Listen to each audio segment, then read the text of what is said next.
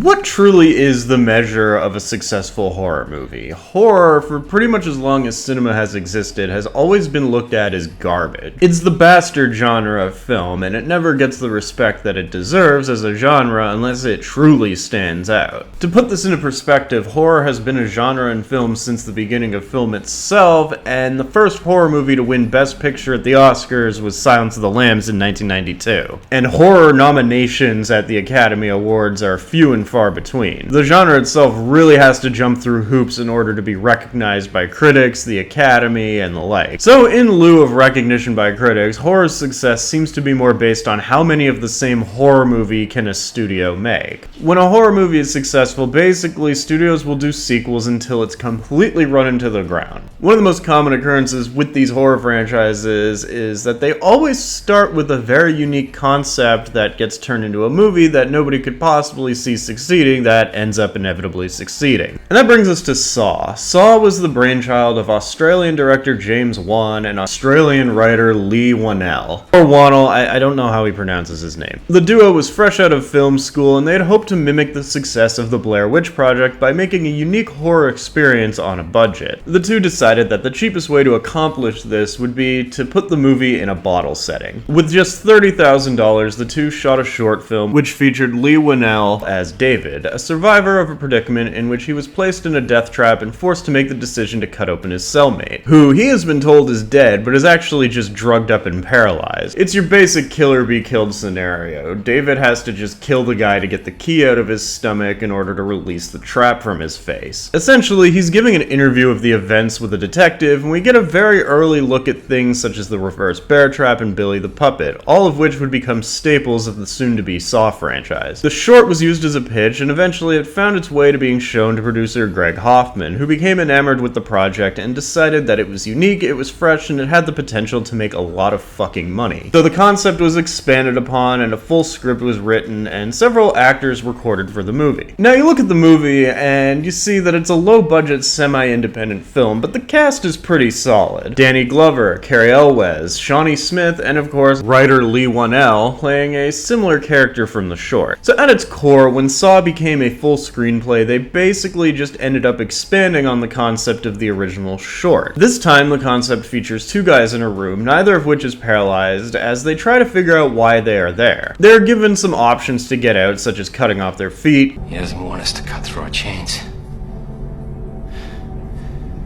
He wants us to cut through our feet.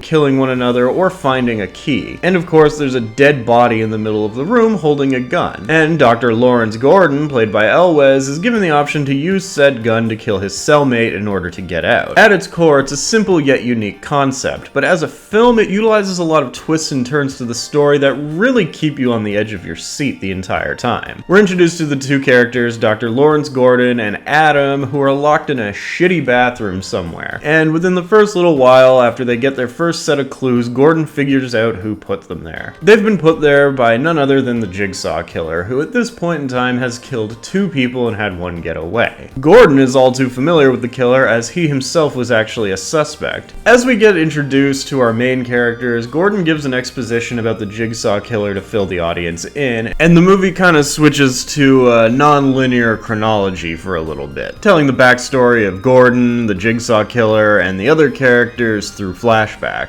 And we learn that the Jigsaw Killer has been active for quite some time and is being investigated by homicide detective David Tapp, who is so sure that Lawrence is the killer after finding his pen light at a crime scene. Danny Glover is typically known for playing cops in Lethal Weapon and Predator 2 and God knows what else, but here he's not really like a heroic cop. I wouldn't even call him a villain, he's not even a red herring, which this movie has a lot of red herrings in it, but he's kind of a dark subversion of what kind of character he would normally play, because he becomes obsessed with catching the Jigsaw Killer. And basically his story up to this point involves him losing his partner after tracking Jigsaw down and getting discharged from the police force, causing him to double down on his obsession and actively stalk Dr. Gordon by moving in across the street from him, where he constantly spies on him. The first act of the movie just builds up who the Jigsaw Killer is without actually telling us who the Jigsaw Killer is, because nobody knows who the Jigsaw Killer is. The trap sequences are pretty cool, they're not as drawn out in this as they would become later. Like, they're still somewhat in the realm of realism. They didn't get quite ridiculous with it yet because they didn't really have to, like, up the ante or anything. This was the first movie. The only trap that really requires a lot of suspension of disbelief is maybe the reverse bear trap, but, like, that still looks like something that's doable, and they were obviously going to revisit that because that's what they used to pitch this movie in the first place. I will say it's actually kind of funny that one of the bases for this movie's critical reception at the time was its realism. Was it perfectly realistic? No, but it was gritty and real enough that, like, you could picture yourself maybe being in this scenario, which is one of the keys to making an effective horror movie. However, what got popular amongst the moviegoers and what made this into a long-running series was the traps. And in order to keep audiences coming back to the franchise, they kept upping the ante with the traps to the point of ridiculousness. Like, some of these traps that show up later in this franchise are just so stupid. If you came into this series later when it was more ridiculous, you might be shocked by how subdued this is, but hey, there's Shawnee Smith playing a junkie, which officially connects two of my Halloween videos this year to The Blob. I reviewed The Blob a couple years ago, you should check it out. It's got a low viewer count and I worked really hard on it, so I've been very disappointed at its underperformance. The use of the flashbacks helps to quickly establish what the main characters are about to go through in this movie, and it gives us a little bit more meat. The real meat of Saw, however, comes from the perspective of Adam and Dr. Lawrence, because the whole setting is really claustrophobic and there are high stakes, as the killer is going to kill Dr. Lawrence's family if he doesn't kill Adam before 6 o'clock, and we soon learn that the two are being watched by a guy named Zepp, a character who we are introduced to during Lawrence's exposition, who is an orderly at the hospital he works at. And furthermore, by the end of the flashback sequence, we learn that Zepp already has Dr. Lawrence's family. Adam even finds out, but decides to hide it from him. The person who captured these two does leave them a series of clues to find information to help them out of their predicament, but these clues are also intended to mislead and sow mistrust in the two.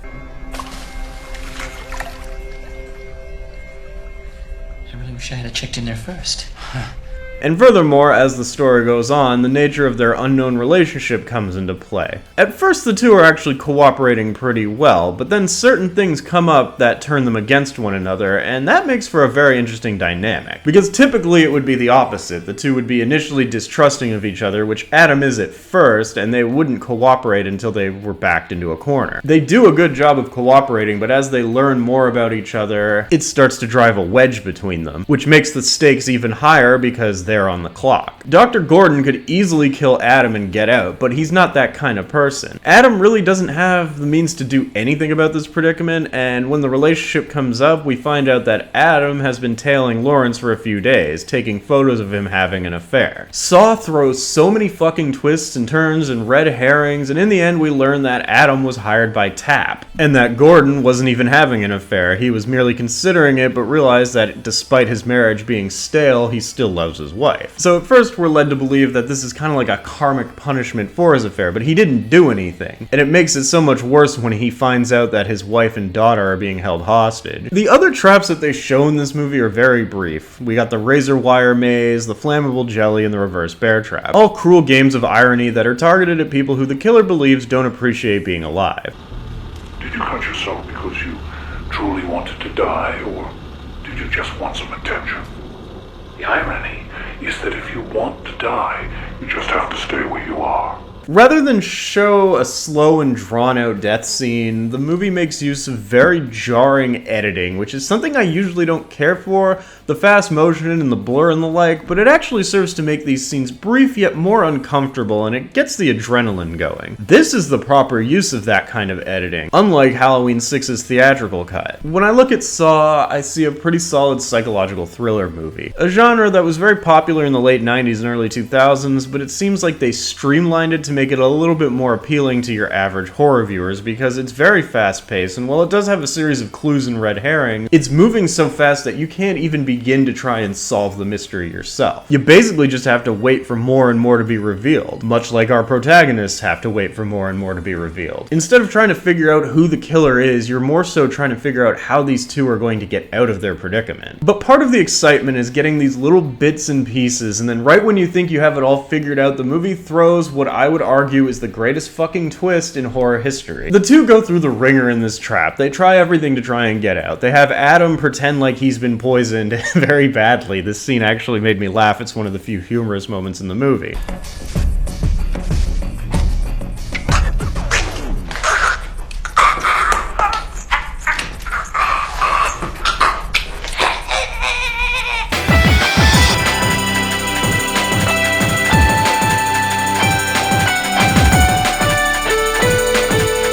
funny because it's like they're not really trying that hard because there are very concrete ways for them to get out of the scenario that they're in. Most of the time they play along with the game, but then they start bickering with each other and wasting time. And when the time runs out, Dr. Gordon goes crazy hearing his family in danger on the phone, and he slices off his foot with a saw.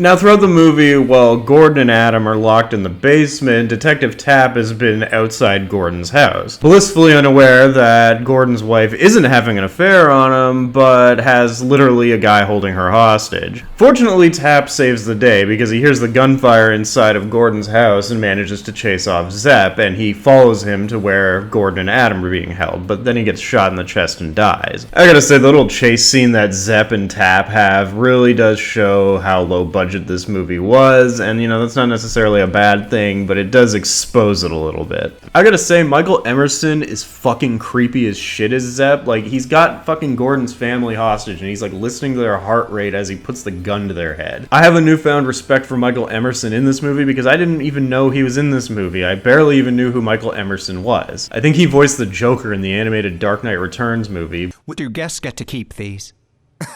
Sure, you do whatever you want with it. We got a closet full of them. But yeah, he's just like one of those actors you don't really know, but you know.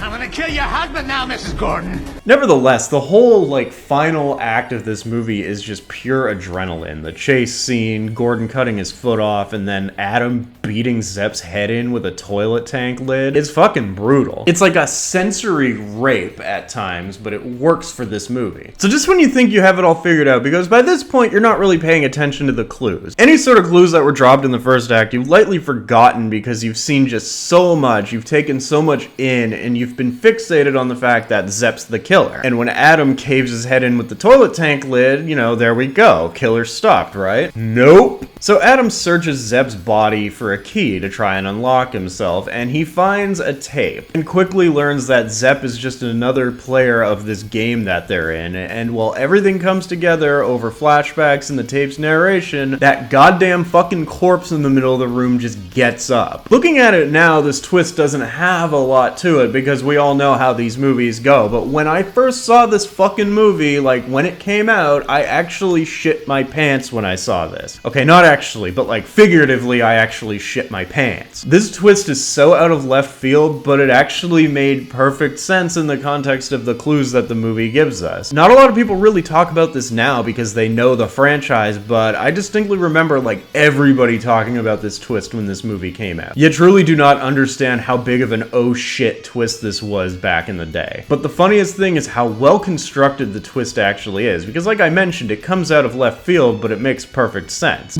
Every day of your working life, you have given people the news that they're going to die soon. Inoperable frontal lobe tumor extending across the midline.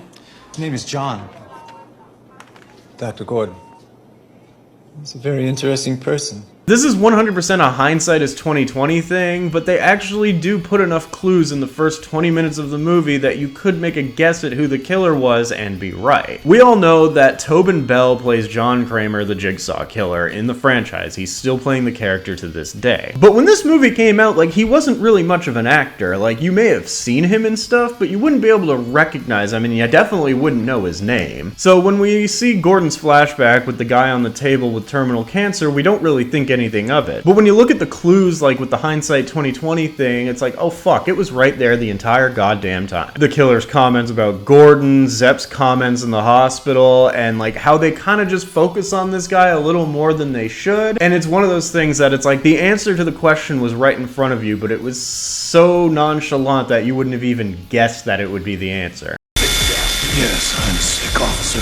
Stop! Like, easier! Sick from the disease eating away at me inside. The reveal that the Jigsaw killer was the body in the middle of the bathroom floor is like a top tier horror twist. It's up there with Norman Bates being Mother and Angela actually being Peter. Every subsequent Saw movie tried to kind of do a similar twist, maybe in an attempt to one-up the first twist, or maybe to just, you know, give people a twist because they expected it. But no, like, even if some of the later twists are pretty good, they were never able to outdo this twist. I think the first Saw movie is really solid. It's not perfect. There are times where it has pacing issues, and at its core, Saw is just a poor man's 7. What's in the box? But honestly, like, this movie came out at kind of the right time for me. Horror when I was a kid, which would have been the late 90s into the early to mid 2000s, was not very good. There were some good movies to come out of the era, but for the most part they were kind of stuck between trying to go back to the slasher era or trying to make their own thing. The success rate of these horror movies was not great. Like, for every Scream or Final Destination you got to Stay Alive or some shit. Don't you get it? If you die in the game, you die for real. Okay, nah, I'm not doing the whole fucking modest thing right now. Like, bro, fucking horror was so bad when I was a kid. Like, I am envious of people who grew up in the 80s, and like, even now horror is better. Like, it was so fucking shit. And that's not to say that these fucking movies didn't, like, make their money back. A lot of them, like, dumb teenagers would go and see them, but they were just so bad. Like, you don't hear anybody talking about, like, Stay Alive these days. There was very little franchise potential with what they were putting out back then. Like Cabin Fever, they tried to make that a thing. So I guess having something like Saw come out that was well made and well crafted and had a unique concept that kept you guessing really kind of guaranteed its success because it had like no competition. If you die in the game, you die in real. You know how many times I heard that fucking commercial when I was in like high school? It was cringe back then and it's fucking cringe now. Yeah, sorry, no, I'll get back to Saw in a second. Like, I'm not done talking about, like, these movies, man. Like, oh my god. Like, somebody put one of these on, like, when I was hanging out with them or something. And it's literally, like, the whole meme thing with, like, cheap jump scares comes from, like, this era of horror. Because that's all they fucking had. They didn't have a good concept. And most of them didn't have good special effects. It was all fucking CG. Like, I'm surprised horror as a genre didn't fucking die in this era. Pancakes! Pancakes! No pancakes. Pancakes! No pancakes!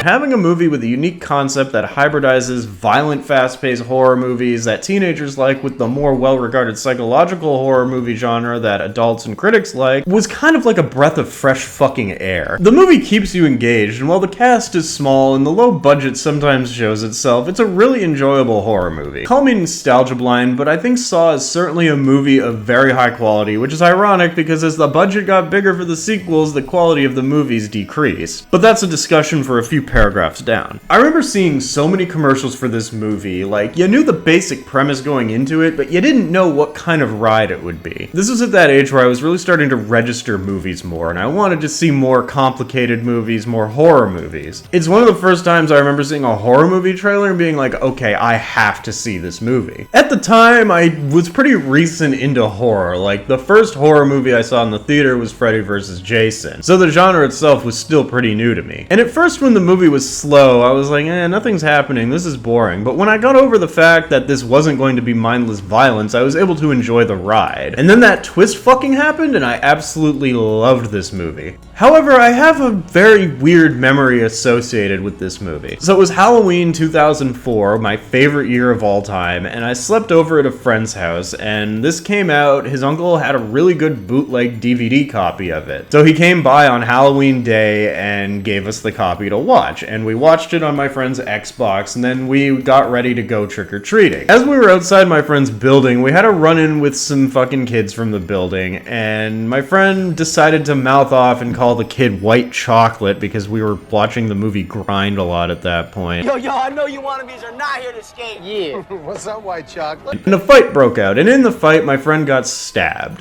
It wasn't like a super serious stabbing, but he spent Halloween at the ER getting stitches, getting checked for internal injuries, and whatever. It was just really fucking weird, and like, everything happened so fast, much like the events of Saw. It's like one of those things I don't really think about often, but I'm like, huh, that's kind of fucked up. That we watched Saw when it first came out, and because my friend quoted the fucking movie Grind that nobody remembers, he got stabbed. Like, yeah, I didn't mention this in my Grind review, which, you know, check it out, I might do a recut of it later, but yeah, no, that movie actually got my friend stabbed. So yeah, like, I'm gonna forever associate the first Saw movie with the time my friend got stabbed in a stupid fight. We were like 13 years old when this happened.